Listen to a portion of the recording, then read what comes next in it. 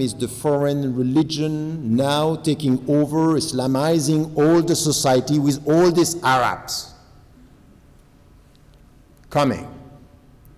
And I think that here you understand that the cause has to do with globalization and immigration.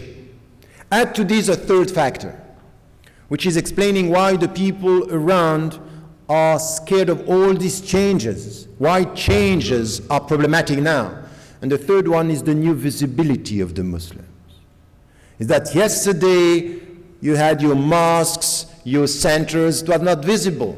But now we have the second, third, fourth generations. And this is also the case in the States. And now you are reaching out more and more. And the more you reach out, the more you are visible. We see your mosques, your centers, the way you dress, and your color. Because you are colored. In the way you dress, in the way you are. And this new visibility is perceived as, oh, immigrants settling down, taking over, and it's not the old homogeneous American culture that we knew.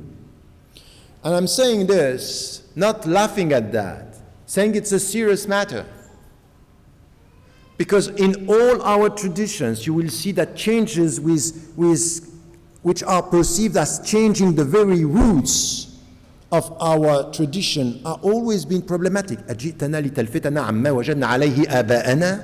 find this in the Quran. Did you come to change what we find our fathers following? And if you come to change us, it means that you are a threat. This is in the Quran, you have it. But this is something which is a permanent historical teaching, lesson that you have to get. So when you have Americans, your fellow citizens, and they are not Muslims, and when you have the people asking questions about who you are, what do you want, what do you stand for, these are legitimate questions that have to be listened to. Because their fear are expressing just legitimate questions that we have to listen. Now, it doesn't mean that to be scared is right or wrong. To be scared is a state where the people are questioning your very presence. And you have to listen to this. By being able to listen to the questions while not accepting instrumentalization of fear by people or lobbies or political parties or politicians or intellectuals. So I think here that we have this change also in this new visibility.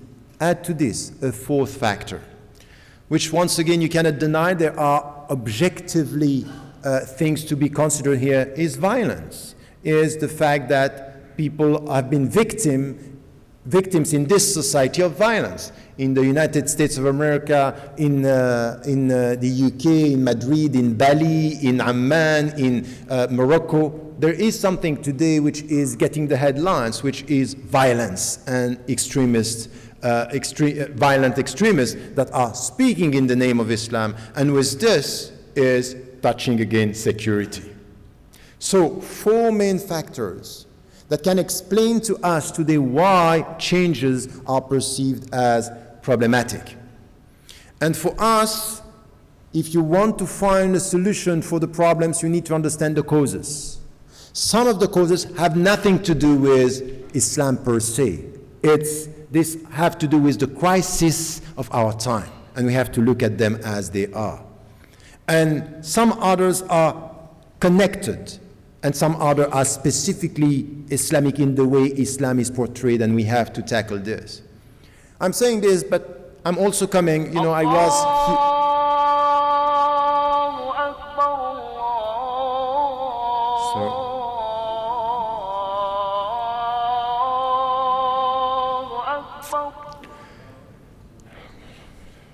The Middle East. I was in Qatar, and I visited other countries over the last few years. And all this discussion about changes is also there, is that our old parameters are changing because we have all this culture coming to us is changing. Immigration is a problem. When you see, for example, that in some of these countries today, there is no economic survival without people coming from Pakistan, from Philippines, They need the people, but they are scared because they need the people, but at the same time they are in minority. So how are we going to keep our tradition, our Arabic tradition? So it's the same problem, the same question. So it's not something which is specifically American or specifically Western. It's something which is an international challenge for all of us, and even in Muslim majority countries. And we have to look at this in a way which is, how are we going to deal with these problems? Let me now, with this, changes, and in which way we are facing these changes, and now we have to take a decision. For all the single American citizen now, I'm not here just to give you a framework with a theory. No, it's really for all of us to understand in which way I can take all what is said this evening and try to put this into practice, to implement something, to translate it into reality. Why and how? In order not only to look at the changes, but from within to be able to be the subject of our history, and from changes to go towards reform, in which way we reform the changes for the better. So it's in which way we are putting ourselves as subject, as human beings, as believers, as citizens, into the changes, not to observe, but to reform, to be an active agent of positive change within the changes that we are witnessing, because they are part of our history, because this is the reality of our time. So this is where we come to the second concept, which was put in the title, which has to do with loyalty. And this is something which is an implicit question that is behind all the discussion when it comes to immigrants or immigration or dealing with these changes. When the people are demonstrating, and they were demonstrating in New York, and they were demonstrating, you have this rhetoric now. Yesterday I was in Washington, and there was a small group of people saying, stop the Islamization of the states, and sending a message. The people who are saying that President Barack Obama is an Arab and a crypto-Muslim. There is one question which is important here. In fact, for them, Islam is not an American religion. But more importantly, Islam is not an American religion because it's not possible to trust you. In fact, you are not trustworthy because you are not really one of us. And the point is, or this is the perception, is who are you? What do you want, in fact? If behind your presence there is something which is Islamization of the states, it means that in fact your intention is to come here, to settle here, and to change this society by silently colonizing it. Your intention is to take over, but you are not going to say it. This is why you have what we had for years now in Europe, the new concept of taqiyya. You say something with your mouth, and you have something else in your mind. And not only they are saying this, some of them, they don't even know what they are saying. They heard that taqiyya, they're taqiyya, Muslims, they don't be trust. They have a double talk. We heard this for years. But the very essence here of this question is this one. Are you loyal to your country, yes or no? Are you loyal to the Ummah, the Islamic Ummah, meaning that if you are connected to the Ummah, it means that you are not really American? This is a question that we have in every single Western country today, and it's coming to you now. Welcome to the club. We had it before. For years, this was, and you have many questions that are translating exactly always the same concern. You want another question? Is this question asking you, are you first an American or are you first a Muslim? We had it for years. Are you first a French or are you first a Muslim? And some Muslims are falling into the trap. You want to know if I am a French or a Muslim? You want to know? I am a Muslim. You know, they got you by touching your emotion. They are asking an intellectual question and you come with an emotional answer.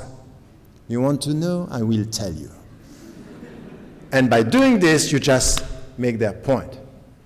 In fact, it's very important in our society not only to listen to the question, but what is the rationale behind the question. You ask this question because there is a lack of trust. And sometimes to deconstruct the question, you have to question the question by saying it's a silly question. Because I'm many things at the same time. Don't ask me what I am first. But to come to this, we have to discuss the question of loyalty. And for us, it's a very important discussion. Because I'm not sure that the Muslims get the point, and I'm not sure that our fellow citizens understand where we stand on that, because our discourse is not clear. We are not clear on this question. In fact, for us, there is something which is the starting point to what do we belong to? What is our belonging? And in which way do we have to translate this belonging? Which should become a sense of belonging. If you want to be part of a society, you need to get not only to abide by the law, but a sense of belonging. This is home for me. What are you relying on to be able to build this belonging and this sense of belonging? On the fact that you are Muslims? If you say this, and you translate the Ummah, the Islamic Ummah, as I belong to the Ummah by the only fact that I am a Muslim and this is my first belonging, you are misleading the people and misleading yourself. Because the Ummah, what is the Ummah in fact? We have to come to the understanding of the concept of the Ummah. In fact, Al-Ummah, the large understanding, the wide understanding, because there are multiple levels here, is a spiritual belonging. It's a religious belonging. I belong to a community of believers, men and women. So there is something which is a spiritual communion with my sisters and my brothers in Islam, saying La ilaha illallah, there is only one God and we are all following the Prophet peace be upon him. So there is a spiritual communion wherever I go. If I go to pilgrimage, if I'm fasting, if I'm traveling, and I go and I meet people, Muslims, I feel this communion of heart, which is the spiritual communion. This is a ummah that we are considering. Does it mean that from this spiritual communion, I go from this connection with my sisters and my brothers around the world to something which is my community, right or wrong? No, never. It's in the name of the spiritual community, I am with my community what it is right, and I will stand up against my community or some people in my community when they are wrong. Because this community is based on a community of principles. If we are following the principles, I'm with you. If you betray the principles, I won't be with you. So it's not a blind belonging to a community. Because it's a spiritual community, it should be an intellectual, a reasonable, a rational belonging that you are assessing. Is this coming from nowhere, just building it? No, you come back to the Quran and you understand the sense of the loyalty, that you are loyal to your principles. And you are not loyal to blood, and you are not loyal to nation blindly. You question your belonging through your principles. كنت خير أمة أخرجت للناس. كنت خير أمة. الأمة here it's referred to. كنتم خير أمة أخرجت للناس تأمرون بالمعروف وتنهون عن المنكر وتؤمنون بالله. What is the visible dimension of your belief? That the fact that you believe in one God. تأمرون بالمعروف. You command what is right and you resist what is wrong. This is why you are the best community. It's not a community of blood. It's not a community of skin. It's not a community of origin. It's a community of principle. So you are loyal to your principle. And if now some of you believers and your brothers and sisters in Islam are doing wrong, you have to stand up. وإن طائفتان من المؤمنين اقتتلوا فأصلحوا بينهما فإن بغت إحداهما على الأخرى فقاتلوا التي تبغي حتى تفيء إلى أمر الله. When two groups of people who are believers from your community are struggling, try to make peace, try to find a common ground. But if there is one which is transgressing, oppressing, you have to stand up against it. till they come to justice. So you sometimes have to stand up against your own brothers and